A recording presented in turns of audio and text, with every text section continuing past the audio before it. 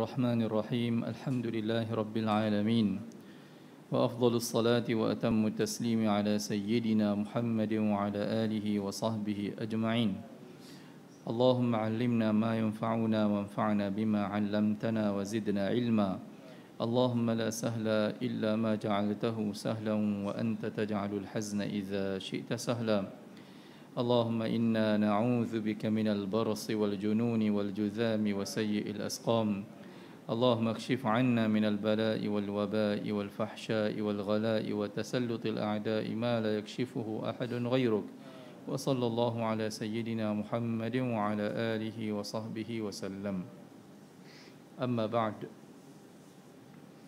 Tuan-tuan sidang jemaah yang dihormati dan dimuliakan, Alhamdulillah pada malam yang mulia ini diizinkan kita untuk sama-sama bertemu kembali untuk meneruskan pengajian dalam kitab Riyadhus Salihin, dan kita masih lagi berada dalam bab yang ke-47, bab alamati hubbillahi ta'ala lil'abd wal hathi 'ala at-takhalluq biha was-sa'yi fi tahsiliha. Al-Imam Nawawi menamakan bab yang ke-47 ini dengan bab dalam menyatakan tanda-tanda cinta Allah Ta'ala kepada seseorang hamba dan galakkan ke arah berakhlak dengan tanda-tanda itu, dan juga galakkan agar berusaha untuk mencapainya dan berusaha untuk mendapatkan tanda-tanda Allah Ta'ala mencintai kita. Seperti yang telah kita bincangkan pada minggu yang lalu,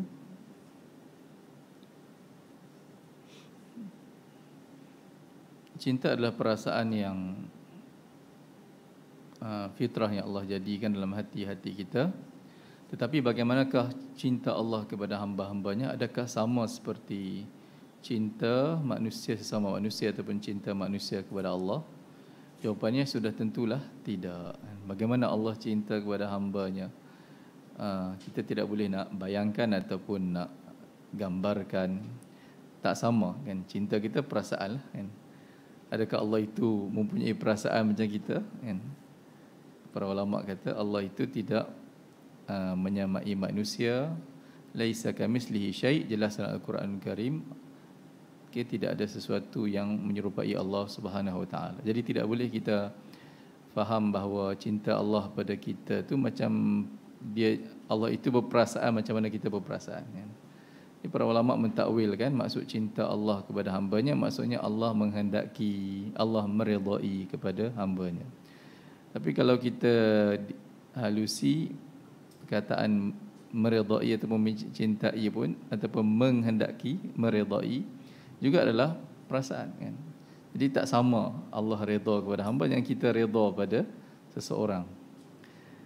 Dan yang itu sebenarnya tidak penting, kita serah saja pada Allah. Yang penting ialah kita mengetahui adakah kita ini berada dalam zon yang mana Allah redha dan kasihi, ataupun kita berada dalam zon yang Allah murkai dan Allah benci, wal-a'yadzubillah. Jadi penting untuk kita mengetahui tanda-tanda kita ni dikasihi dan diridai oleh Allah Subhanahu Wa Taala, ataupun siapakah golongan yang Allah cintai, maka kita cuba untuk berakhlak dan bersifat dengan sifat itu. Hadis yang kedua, wa anhu ay an Abi Hurairah radhiyallahu anhu عن النبي صلى الله عليه وآله وسلم أنه قال إذا أحب الله تعالى العبد نادى جبريل عليه السلام إن الله تعالى يحب فلانا فأحببه فيحبه جبريل فينادي في أهل السماء إن الله يحب فلانا فأحبوه فيحبه أهل السماء ثم يوضع له القبول في الأرض متفق عليه. وفي رواية لمسلم Qala Rasulullah sallallahu alaihi wa alihi wasallam, Inna Allah Ta'ala idza ahabba 'abdan da'a Jibril faqala inni uhibbu fulanan fa ahbibhu fayuhibbuhu Jibril thumma yunadi fis sama' fayaqulu inna Allah yuhibbu fulanan fa ahibbuhu fayuhibbuhu ahlus sama' thumma yudha'u lahu al-qabulu fil ard wa idza abghadha 'abdan da'a Jibril fayaqul inni ubghidu fulanan faabghidhu fayubghidhuhu Jibril alaihi salam thumma yunadi fi ahli as-sama' inna Allaha yubghidu fulanan faabghidhuhu thumma tudha'u lahu al-baghdha'u fil ard. Daripada Sayyidina Abi Hurairah radhiyallahu anhu, daripada baginda Nabi sallallahu alaihi wa alihi wasallam, bahawa sesungguhnya baginda telah bersabda, apabila Allah mencintai seseorang hamba, Allah akan memanggil Jibril dan berfirman kepada Jibril, sesungguhnya Allah Ta'ala mengasihi fulan. Fulan ni adalah nama lah, disebut nama, kiasan daripada nama seseorang. Maka kasihkanlah olehmu ataupun cintakanlah olehmu akan dia. Sesungguhnya Allah mencintai fulan. Okay? Sesungguhnya Allah Ta'ala mencintai Muhammad. Maka kasih dan cintailah ia. Lalu Jibril AS pun mengasihinya, mengasihi orang yang dikasihi dan dicintai oleh Allah. Maka Jibril menyeru di kalangan penduduk langit. Okay, malaikat penduduk langit yang hanya Allah mengetahui bilangan mereka. Wa ma ya'lamu junuda rabbika illahu. Tidak ada siapa pun mengetahui tentera-tentera Tuhan kamu melainkan Dia sahaja. Apa mereka Jibril seru?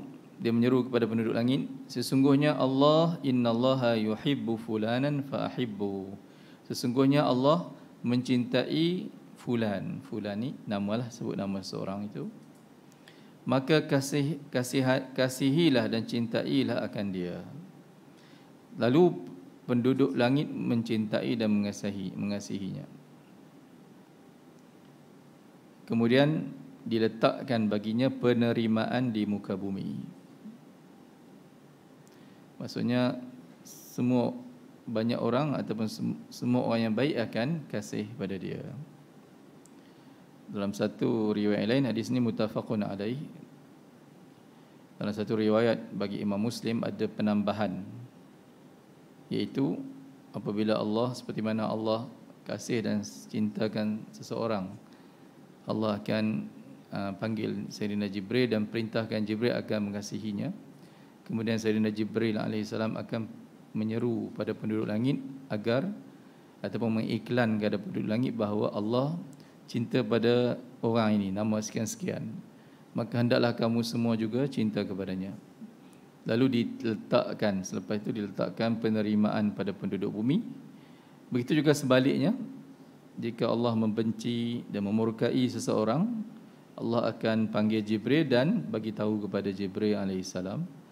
Dan Jibril kemudian membenci orang itu dan kemudian menyeru kepada penduduk langit, seluruh malaikat, agar membenci dan melaknatnya. Kemudian dia letakkan kebencian terhadapnya di muka bumi. Sesungguhnya Allah Ta'ala, apabila Allah mengasihi dan mencintai seseorang hamba, Allah akan memanggil Jibril dan berfirman, sesungguhnya aku mengasihi dan mencintai fulan seseorang, disebut namanya, maka hendaklah kamu cintakan dia. Lalu Jibril mencintai dan mengasihinya. Kemudian Jibril menyeru di langit, lalu berkata, sesungguhnya Allah mencintai fulan, maka cintailah oleh kamu semua akan dia. Lalu mencintai akan dia oleh penduduk langit. Kemudian diletakkan penerimaan untuknya di muka bumi. Maksudnya semua orang respect, semua orang hormat dia dan sayang kepada dia. Dan apabila Allah membenci seseorang hamba, Allah akan memanggil Jibril lalu berfirman, sesungguhnya aku membenci fulan, nama sekian-sekian disebut, maka hendaklah kamu bencikan dia, kamu murka terhadapnya. Lalu Jibril membenci dan memurkai orang itu. Kemudian Jibril menyeru pada penduduk langit, sesungguhnya Allah membenci fulan, maka bencilah oleh kamu semua wahai para malaikat terhadap fulan ini. Kemudian diletakkan baginya kebencian di muka bumi. Maksudnya semua di muka bumi orang bencikan dia. Baik, para ulama menyebut di sini maksud dibenci ataupun dicintai oleh penduduk bumi maksudnya orang-orang yang soleh. Bukan semua orang lah kan. Sebab kalau semua orang suka pada seseorang itu kan, ataupun sayang pada even orang, sehingga orang jahat pun sayang pada dia, pelik lah kan. Orang jahat ataupun orang yang zalim tak sukalah kepada orang yang berlakon adil ataupun orang yang cakap benar. Adakah itu diambil kira? Tak diambil kira. Yang diambil kira ialah kasih sayang dan penghormatan daripada orang-orang yang baik. Syekh Rahim hafizahullah ta'ala, salah seorang ulama yang terkenal, dia sudah datang sini. Saya teringat pernah dia sebut, dia kata atas dunia ni ada 3 jenis manusia. Satu manusia yang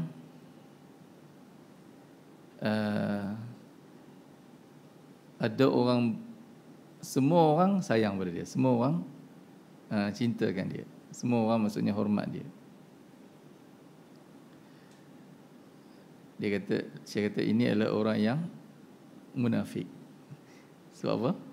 Sebab dia pergi dekat orang jahat, dia kata maksudnya dia berpura-pura ataupun dia bersama dengan sifat orang-orang yang jahat ataupun orang yang zalim kan. So dia redha, dia tak tegur kan. So bila tak tegur, orang pun sukalah kan.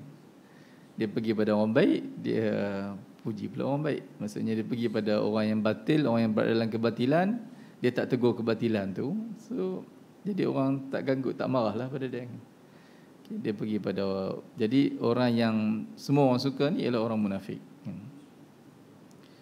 Satu lagi golongan pula ialah semua orang benci kat dia. Semua benci kat dia. Orang jahat pun benci kat dia, orang baik pun benci kat dia. Ni sangat-sangat teruk lah orang ni. Maksudnya orang ni kemuncak jahat. Sampai orang jahat pun benci kat dia juga. Orang jahat pun benci kat dia, orang baik pun benci kat dia. Ada satu lagi golongan manusia yang ada orang sayang pada dia dan ada orang tak suka dia, benci kat dia. Kan? Ni tengoklah biasanya orang ni orang yang ada prinsip lah. Orang yang prinsip.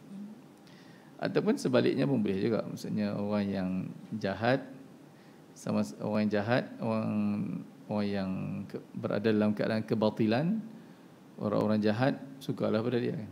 Tapi orang baik tak suka. Jadi kita nak tahu kayu ukurannya berdasarkan kepada orang-orang soleh lah, orang-orang baik. Kalau orang-orang baik, orang soleh, sayang pada dia, hormat pada dia, maka tu tandanya, maksudnya dia ni insya-Allah Allah Taala kasih pada dia. Tu pun kita tak boleh confirm kata ini Allah confirm cinta pada dia. Kita tahu mana kan. Sebab itu dalam adab bersama dengan Allah, apabila kita nak memuji seseorang ataupun nak mengatakan dia ni orang yang soleh, orang yang baik, kita mulakan dengan ayat wala uzakki 'ala Allahi ahada kan. Aku tidak membersihkan dan mensucikan sesiapa pun di hadapan Allah. Maksudnya Allah lebih mengetahui isi kandung hati dia. Dia ikhlas, kata ikhlas. Tapi segi zahirnya dia ni orang baik kan.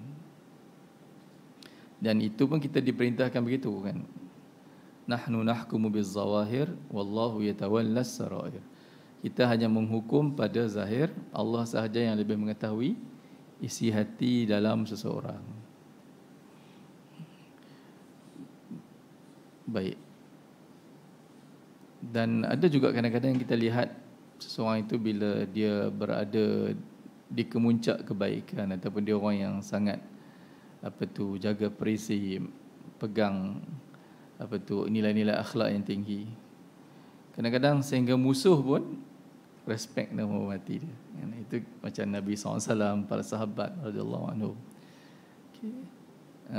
Pemimpin, sebagian pemimpin-pemimpin yang hebat misalnya, oleh kerana mereka terlampau berpegang pada prinsip dan jaga betul-betul sifat amanah, sifat-sifat yang mulia, sampai musuh pun respect kan. Itu maksudnya lebih lagi lah tanda bahawa Allah sayang pada dia. Kalau kita tengok kisah Nabi Musa alaihissalam, bagaimana dia dilahirkan pada tahun yang bayi-bayi lelaki semua dibunuh kan. Tapi Allah firman, Allah sebut dalam Quran, wa alqaitu alayka mahabbatan minni wa litusna'a ala aini. Dan aku campakkan ke atas engkau wahai Musa alaihissalam kecintaan daripada kami, mahabbatan minni, kecintaan daripadaku. Maksudnya Allah campakkan cinta itu kepada Nabi Musa alaihissalam sehingga semua orang tengok dia akan cinta dan sayang pada dia. Sehingga Firaun bertengok dia, hati dia luluh, tak jadi nak bunuh kan. Itu Allah punya kuasa lah kan. Allah kuasa Allah Subhanahu wa taala. Jadi sebab itu bila kita tahu hakikat ni,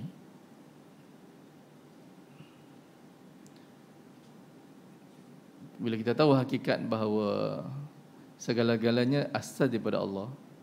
Kalau Allah sayang pada seseorang, maka dia akan perintahkan penduduk langit sayang, kemudian penduduk bumi pun sayang. Dan sebaliknya juga kalau Allah benci pada seseorang, murka pada seseorang. Jadi orang yang berakal, dia pertama sekali dia akan cari keredaan dan cinta Allah SWT. Bagaimana nak mendekatkan diri kepada Allah SWT. Bukan dia pergi mendekatkan diri dengan orang itu, orang ini, orang yang berkedudukan, yang ada kuasa contohnya untuk dapatkan pengaruh. Jadi orang yang beriman sebenarnya yang merunsingkan dia, yang dia fikir selalu, apakah kedudukannya di sisi Allah, Allah redha ke atau tidak, Allah sayang ke kita ataupun tidak. Jadi kalau Allah sayang dan Allah redha, maka segala-galanya seorang itu akan memiliki dunia lah, segala isinya kan. Tapi kalau Allah murka, walaupun seluruh dunia hormat ataupun respect, tapi Allah murka, apa gunanya kan? Dan kalau kita lihat dalam kitab-kitab para ulama dulu yang mengarang tarikh dan sebagainya, mereka sebut kisah-kisah golongan-golongan yang disebut sebagai majhulun fil ardi masyhurun fis sama. Golongan yang tidak dikenali di bumi tetapi masyhur di penduduk langit. Penduduk langit semua kenal dia kan? Dan yang ini yang sepatutnya yang kita cari, ciri-ciri ini yang kita cari kan. Saya sebut begitu sebab trend kita di zaman dunia tanpa sebadan ini, setiap seorang boleh masyhurkan diri dia kan. Boleh buat channel YouTube dia sendiri, boleh buat Facebook dia sendiri. Dia boleh dia boleh cari follower, buat sesuatu yang pelik lalu dikagumi oleh orang dan sebagainya. Dengan banyak follower dan banyak likes dan sebagainya, dia akan mendapat rating yang baik kan. Dan adakah itu baik dalam Islam? Kalau kita tengok segi, sebenarnya bergantung kepada niat kan. Walau bagaimanapun kita perlu faham bahawa keikhlasan dengan keinginan untuk mendapat nama dan kemasyhuran, dia tak bertemu. Orang yang benar-benar ikhlas, dia tak cari nama di kalangan manusia. Orang yang benar ikhlas, dia bahkan dia bimbang kalau dia berada dalam situasi kemasyhuran, nama dia bergemelapan, dia amat bimbang, dia amat takut kepada Allah SWT. Sebab apa? Sebab amat senang untuk syaitan menghasut kita dan membisikkan kepada kita, lalu kita terpengaruh kan. Asal kita buat kerana Allah, sudah buat kerana nak pujian orang dan sebagainya. Kita pernah belajar hadis-hadis yang Rasulullah SAW menyebut bahawa di akhirat kelak, antara orang yang mula-mula dihisab oleh Allah ialah ulama, orang yang diberi ilmu. Lalu bila ditanya, adakah kamu, apa yang kamu buat dengan ilmu yang aku berikan? Dia menjawab, aku mengajar manusia, aku membimbing manusia semata-mata kerana. Lalu Allah kata, kamu bohong, kamu buat kerana agar kamu dipuji, dikatakan orang yang berilmu. So kamu dah dapat di dunia. Begitu juga orang yang banyak bersedekah, orang yang banyak menginfakkan, dipanggil lalu ditanya, apakah yang telah kamu lakukan dengan nikmat harta yang aku berikan? Lalu dia menjawab, aku bersedekah di jalanmu dan sebagainya, menginfak semata-mata kerana-Mu. Lalu Allah menjawab, Allah Maha mengetahui isi hati manusia. Kamu bohong, kamu buat kerana supaya orang puji kamu, kata kamu ni baik, kamu. Lalu dia heret ke neraka. Sama juga orang yang berjuang di jalan Allah dan berperang dan sanggup korbankan nyawa dia demi agama, mati syahid pun sama, dipanggil. Bukan semuanya. Maksudnya syaitan ni dia tak akan berputus asa untuk sesatkan kita sehingga saat-saat terakhir. Okay? Orang yang mati syahid ni, kita kalau fikir, kita memang pengorbanan yang hebat lah, sanggup korbankan nyawa, kan? Itu pun kalau buat kerana orang, supaya orang hargai pengorbanan dia, di sisi Allah tak ada nilai, kan? Sebab itu kita kena berhati-hati. Hidup zaman viral-viral ni, kan? Kena selalu kita cek niat kita. Jadi tak salah untuk berada di zon kemasyhuran, tetapi salahnya kalau hati kita seronok, hati kita gembira, hati kita memang mengidamkan kemasyhuran ataupun puji-pujian manusia.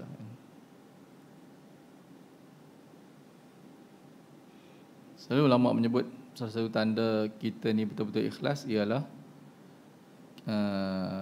tindakan dan semangat kita sama ada ketika di depan orang ataupun di belakang orang sama aja. Okey. Maksudnya kalau kita betul-betul ikhlas bersedekah, depan orang pun kita sedekah, belakang orang pun kita sedekah. Kita bersemangat untuk sedekah sebab niat kita lillahi ta'ala, Allah Maha melihat, Allah Maha mengetahui. Kita semayang kerana Allah. Depan orang pun kita semangat semayang, di belakang orang seorang-seorang pun kita semayang juga, kan?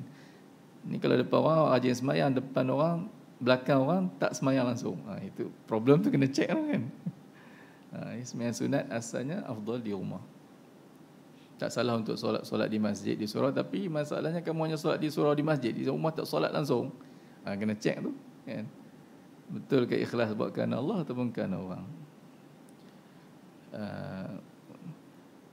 Jadi sebab itu bila kita baca hadis ni dan kita tahu bahawa sebenarnya yang betul-betul memberi manfaat kepada kita ialah apabila Allah cintakan kita dan sayangkan kita. Ilmu Allah, perhatian daripada Allah SWT itu ialah yang lebih penting. Kemudian sama ada makhluk ataupun manusia menghargai ataupun tidak menghargai, itu nombor dua, kan? Maka ketika itulah baru kita bersungguh-sungguh untuk membersihkan hati kita agar benar-benar tidak mencintai melainkan Allah Subhanahu wa taala.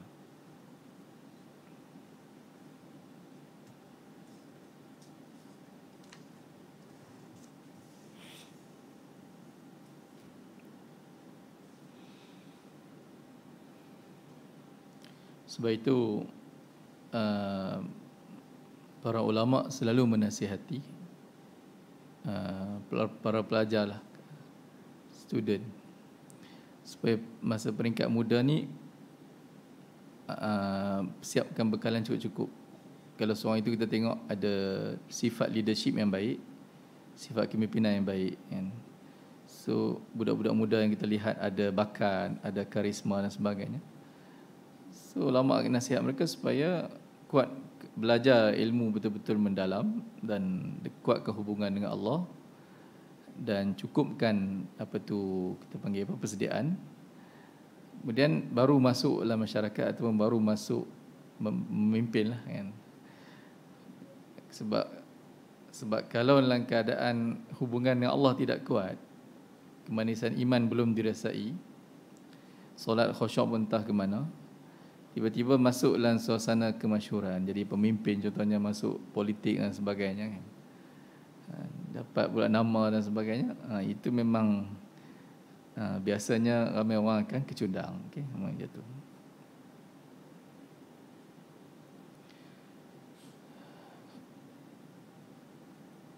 Al-Imam Ibn Athaillah As-Sakandari rahimahullah ta'ala, dia menyebut dalam kitab Hikam, dia kata apa?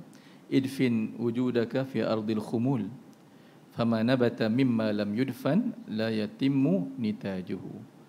Tanamkanlah dirimu dalam bumi yang senyap, kerana sesuatu yang tumbuh daripada biji benih yang tidak ditanam, dia tidak akan sempurna. Satu hari dia akan matilah. Pokok yang ditanam tidak dibiarkan atas muka bumi, tak dimasukkan dalam tanah, kan? Mungkin dia cepatlah tumbuh, tapi bila datang angin sikit, air bah sikit, dia akan cabutlah pokok tu. Tapi kalau biji benih yang sama kita masukkan dalam bumi, tanah, dia akan ambil masa sikit untuk tumbuh tunas. Tapi bila tumbuh tunas, yang ni akan jadi pokok yang membuahkan hasil. Sama juga diri kita, manusia. Kalau daripada awal lagi kita dididik dalam keadaan kemasyhuran, masuk program tu, program ni, banyak sangatlah program sekarang ni untuk memasyhurkan diri, kan. So kita tengok, biasanya orang yang daripada kecil dia suasana begini, dia membesar suasana, biasanya sampai tahap dia akan gugur di tengah jalan lah, kan? Dia tak lama. Tapi kalau kita tengok ulama-ulama dulu, cara mereka belajar, cara mereka mempersiapkan diri mereka, mereka ambil masa yang lama untuk belajar, kan, bertahun-tahun, berpuluh tahun. Tapi apabila mereka start membuka pondok ataupun masuk dalam bidang dakwah dan mengajar masyarakat, mereka istiqamah sampai mati, kan. Sampai umur 1 tahun pun ada yang masih mengajar lagi. Dia buat, maksudnya cukup bekalan. Apa-apa pun begitu. Kita tengok pemimpin-pemimpin pun, yang mana yang tak cukup bekalan ataupun tak kuat iman, bila berada dalam keadaan masyhur, sekejap je kemudian hilang. Dia sebenarnya tak usah tengok jauh lah, rumah tangga pun sama. Kita nak bimbing rumah tangga, bimbing anak-anak dan isteri kita, perlu ada persediaan. Tak boleh main sonok-sonok, jatuh cinta tepi jalan terus kahwin, tak boleh. Kena ada persediaan. Sebab tu ramai sekarang anak muda yang perkahwinan mereka tak berjaya, cerai-berai dan sebagainya. Sebab apa? Sebab tak ada persediaan. Masa muda asyik berpoya-poya, lepak sana lepak sini, tak membaca dengan banyak, tak belajar, okay? Tak kuatkan iman, kuatkan persediaan untuk mendidik. Tapi bila dah kahwin, tak berjaya menjadi ketua keluarga yang bertanggungjawab, kan? Jadi sebab itu proses mengenal Allah dan menguatkan hubungan dengan Allah ni bermula daripada kecil lagi, dan dia berterusan sehinggalah ke akhir hidup ini. Wa an Aisyah radhiyallahu anha anna Rasulullah sallallahu alaihi wa alihi wasallam ba'atha rajulan ala sariyatin فكان يقرأ لأصحابه في صلاتهم فيختم بقل هو الله أحد فلما رجعوا ذكروا ذلك لرسول الله صلى الله عليه وآله وسلم فقال سلوه لأي شيء يصنع ذلك فسألوه فقال لأنها صفة الرحمن فأنا أحب أن أقرأ بها فقال رسول الله صلى الله عليه وآله وسلم أخبروه أن الله تعالى يحبه متفق عليه.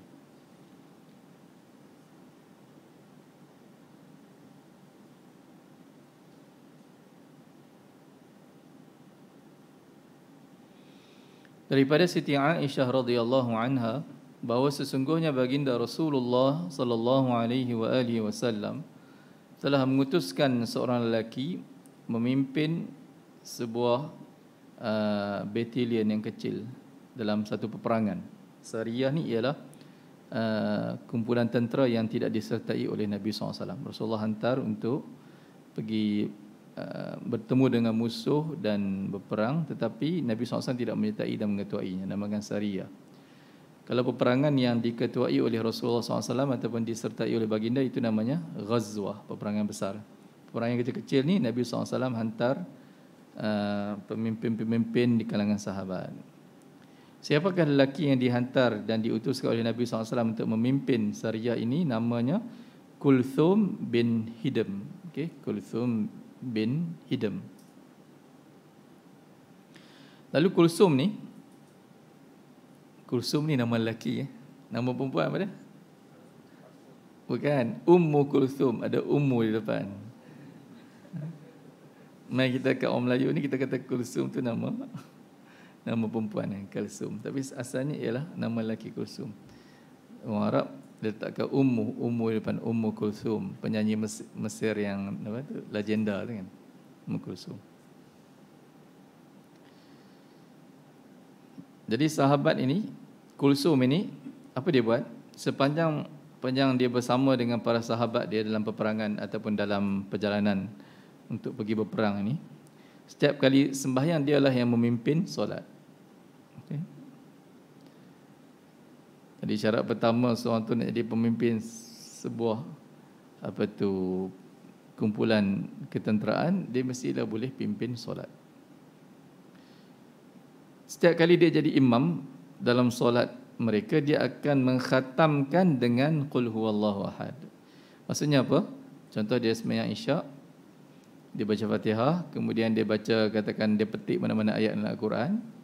Sebelum rokok, dia akan baca Qul huwallahu ahad. Begitu juga pada rakaat kedua, dia baca Fatihah, kemudian dia baca surah, mana-mana surah lah. Sebelum dia rokok, habis baca surah tu, dia akan mesti baca Qul huwallahu ahad. Dia akan akhiri dengan membaca Qul huwallahu ahad. Maksudnya dia baca surah 2 kali ya. Okay. Satu surah, mana-mana surah, kemudian Qul huwallahu ahad.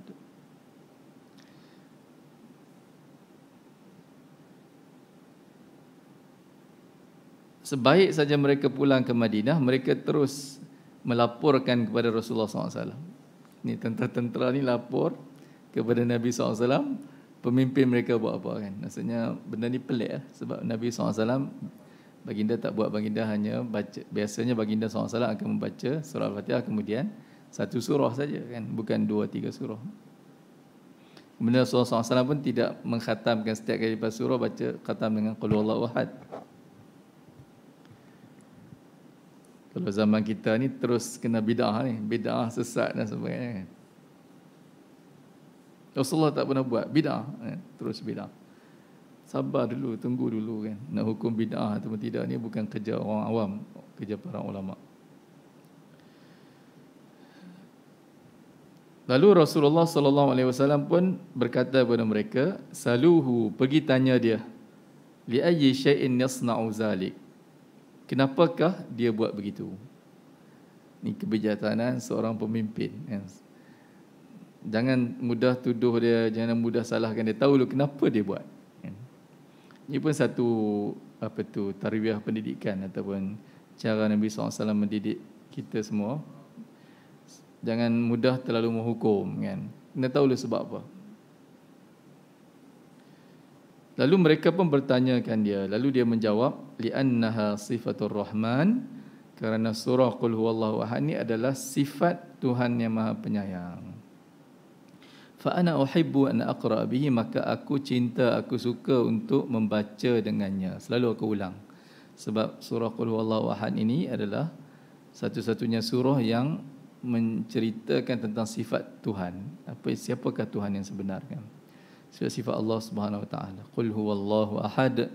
Katakan olehmu wahai Muhammad sallallahu alaihi wasallam, dialah Allah yang Maha Esa, Allahus Samad. Allah itulah tempat pergantungan, tempat meminta tolong segala makhluknya. Lam yalid wa lam yulad, tidak beranak dan tidak diperanakkan. Wa lam yakul lahu kufuwan ahad, dan tidak ada sesuatu pun, siapa pun ada sesuatu pun menyamainya, menyerupai Allah SWT. Lalu baginda Rasulullah SAW pun menjawab, akhbiruhu anna Allah Ta'ala yuhibbuh.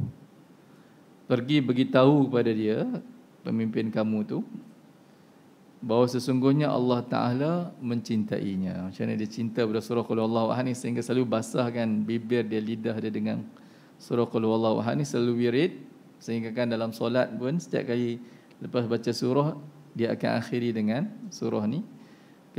bagi tahu dia bahawa Allah Ta'ala cintakan dia seperti mana dia cintakan surah Qul Huwallahu Ahad.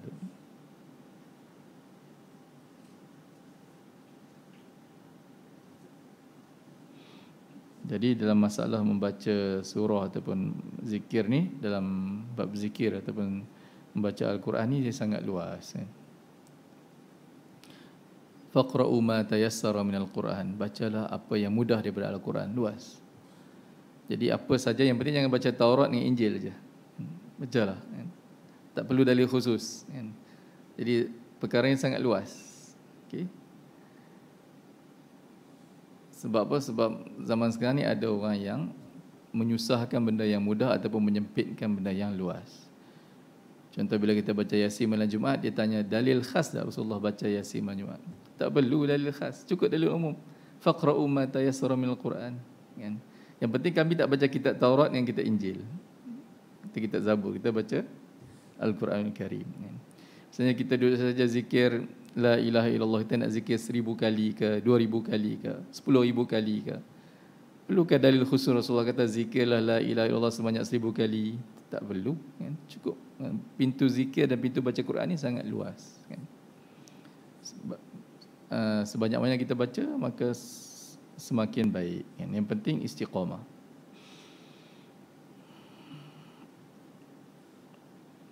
Boleh kita amalkan tak ni? Boleh? Misalnya imam setiap kali dia habis baca surah, dia khatamkan dengan Qul Huwallahu Ahad.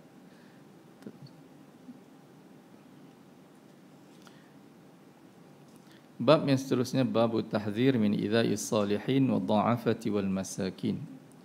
Bab ke-48, bab dalam memberi amaran daripada menyakiti orang-orang yang saleh dan orang-orang yang lemah dan fakir miskin. Jadi apa hukum kita menyakitkan orang-orang soleh? Hukumnya haram. Menyakitkan dengan kata-kata, dengan perkataan ataupun dengan perbuatan. Qala Allah Ta'ala wallazina yu'dzuna al-mu'minina wal-mu'minati bighairi maktasabu faqad ihtamalu buhtanan wa ithman mubina. Surah Al-Ahzab ayat ke-58. Dan orang-orang yang menyakiti orang-orang beriman lelaki dan orang-orang beriman perempuan dengan perkara yang mereka tidak lakukan, maka sesungguhnya dia telah menanggung satu pembohongan dan dosa yang amat nyata. Fitnahlah, kita tidak boleh memfitnah ataupun menyakitkan sesama Muslim dengan sesuatu perkara yang tidak dilakukan. Okay, contohnya dosa ataupun perbuatan dan sebagainya. Tuduh menuduh. Kan. Ini pun antara bala pada akhir zaman lah, zaman sekarang ni, dengan kebebasan sosial media, dengan mudah untuk menyebarkan berita. Kadang-kadang kena hati-hati lah. Kan. Kadang-kadang kita tersebarkan benda-benda yang tuduhan yang tak berasas, yang boleh menyakitkan hati orang-orang yang tertuduh padahal mereka tidak lakukan. Tambah-tambah melibatkan dosa qazaf, kan, seperti liwat ataupun zina. Ini cukup kena hati-hati, kan. Sebab itu jangan jadikan perkara-perkara ni senjata politik untuk jatuhkan musuh, kan. Sebab dia sangat bahaya. Tak kira daripada pihak mana, parti mana pun, jangan sekali-kali gunakan cara kotor ni kerana ia bukan akhlak orang yang beriman, kan. Selagi tak ada 4 orang saksi yang menyaksikan perbuatan terkutuk itu berlaku, seperti mana dia menyaksikan batang celak masuk dalam botol celak, selagi itulah kita diharamkan menyebut seseorang itu telah melakukan itu dan ini. Okay. Ada orang yang jahil mempertikaikan, kata siapa nak berzina ataupun liwat depan orang, mestilah dia buat senyap, kan. Maksudnya apa? Maksudnya Allah Ta'ala suruh tutup lah. Orang yang berzina depan orang dan sebagainya, ni maksudnya dia sendiri tak malu dengan Allah dan tak malu dengan manusia, bahkan dia menganggap benda ni halal. Sebab tu dia berani buat terang-terangan. Orang ni saja yang layak terima hudud kan? Kena rejam ataupun kena sebat. Okay. Selagi seorang itu dia buat senyap dalam bilik, baik-baik kat dia, tu dia dengan Allah Ta'ala yang kita pergi jatuhkan dia buat apa, kan? Dan kita tak boleh kata, oh mungkin dia buat, tak boleh. Kalau kita kata gitu pun dah kita terlibat dengan dosa qazaf, kan? Qazaf. Tapi yang saya pelik kat Malaysia ni, orang yang guna senjata ni orang Islam, kan? Tak dengar pula geng-geng Cina ataupun India yang politik ni, mungkin ada tapi tak tersebar luas, kan? Tapi yang tersebar luas ni ialah sama-sama Islam yang gunakan senjata kotor ni untuk jatuhkan lawan politik mereka, kan? Orang yang jahil ataupun orang yang lalai dan leka, dia akan terlibat. Sebab apa? Sebab dia yang penting dia nak musuh dia jatuh je. Musuh politik dia jatuh. Dia tak peduli halal ataupun haram. Okay, perkara ni menyebabkan Allah murka ataupun tidak.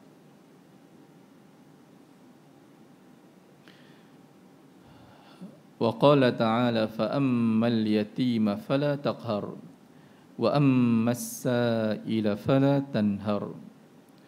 Dan Allah Ta'ala berfirman dalam surah Ad-Duha, asal ayat ini ditujukan kepada Rasulullah sallallahu alaihi wasallam, tetapi juga kita sebagai umat baginda, kita menjadikan Nabi SAW sebagai tauladan. Tapi yang lebih tepat kita kata sebenarnya ayat ini tuju pada kita, tetapi Allah sebut Nabi SAW sebagai mewakili kita. Fa ammal yatima fala taqhar. Maka adapun anak yatim, jangan sekali-kali kamu menghinanya ataupun menindasnya, taqhar. Wa ammas sa'ila fala tanhar. Dan adapun orang yang minta sedekah, maka jangan kamu herdik dia. Herdik, tanhar ni maksudnya herdik ataupun marah dia. Kalau kamu tak mampu bagi, kamu cakap elok-elok, kan? Jangan pula hina dia ataupun marah dia.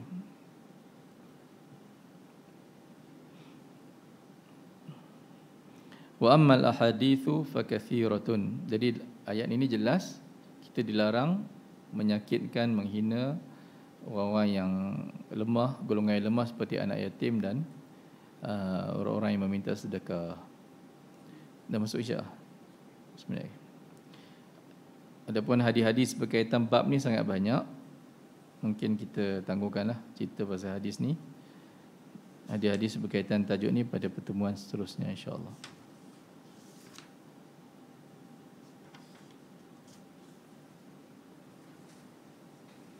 Secara umumnya kita dilarang untuk menyakitkan hati sesiapa sahaja, memfitnah orang dan sebagainya. Apatah lagi kalau orang tu orang yang soleh, orang yang baik, kan? Lagi pengharaman itu berganda. Min husni islamil mar'i tarkuhu ma la ya'ni. Daripada tanda keelokan, kesempurnaan Islam seseorang, dia meninggalkan apa yang tak ada kaitan dengan, tak ada kena mengena cita-cita orang itu, orang ini.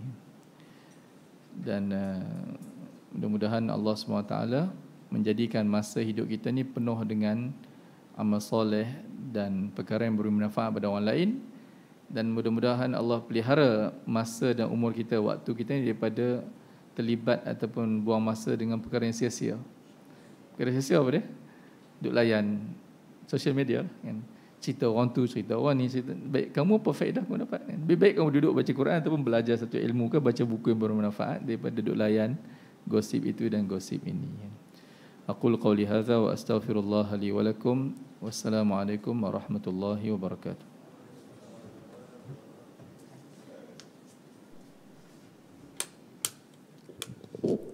Bismillahirrahmanirrahim. Subhanallah walhamdulillah wa la